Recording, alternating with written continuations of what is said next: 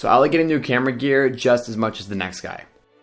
Keeping up with the latest leaks and rumors is something that I really enjoy doing. And because I find myself spending so much time looking things up, I eventually end up buying things. Multiple things. And sometimes I find myself not using the stuff I already have before I want something new. So in light of my previous expensive tech gear videos, and likely my next tech gear video too, I figured it would be a nice change to show you guys how this $30 piece of tech will transform your photos and videos. So before you can understand why this thing is so cool and how to use it, you have to know something about lenses. All lenses will have a minimum focusing distance. It's the smallest distance you can put your lens to the subject while keeping that subject in focus. So at a certain point, you will not be able to bring your camera any closer to something and keep it in focus. So some lenses will have macro capabilities built in, meaning that there's a little switch on the side, you flick it, and now you can get really close to stuff. But they're usually really expensive, and we're trying to do this episode on the cheap, and that's where this guy comes in. This is a macro tube. So you take your tube, you take your lens, you attach them together, and now this is essentially a macro lens. You guys have already seen me use the macro tube in probably at least 3 or 4 other videos now. I basically just use it for B-roll. So whenever I'm talking about something, I like to get a shot afterwards of that thing, and the macro tube allows you to get so close that it's just a completely different perspective.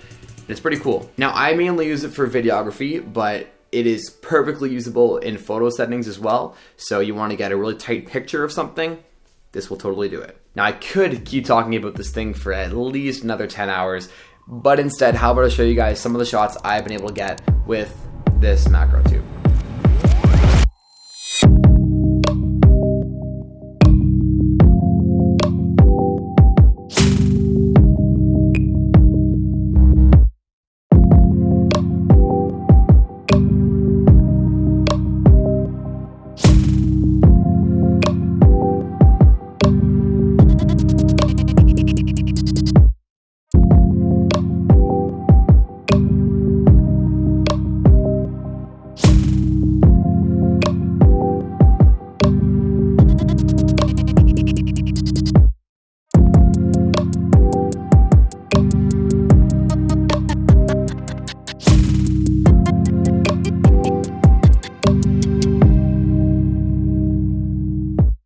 So I was able to get all those shots using my Rhino RAW slider in conjunction with my macro tube. The slider is really great because you can get super close to the stuff you're shooting, get really smooth motion, and all the actions are repeatable, which is the best. I just attached the A7 III on a cage to a couple extension arms so that way I could keep the camera beside the slider and get even closer to my subjects. And if you guys want to see a video on the Rhino RAW slider itself, there is a link in the description, and if you're on mobile, there's a card in the top right corner.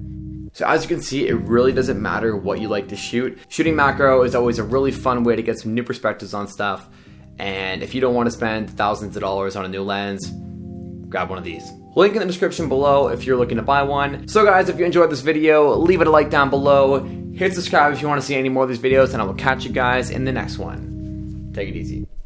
So usually at the end of these videos, I would do something like funny or show you some kind of behind the scenes angle or something, but I don't really have anything today. It's a pretty regular day. I guess my cat's here, so you guys can say hi to him if you want.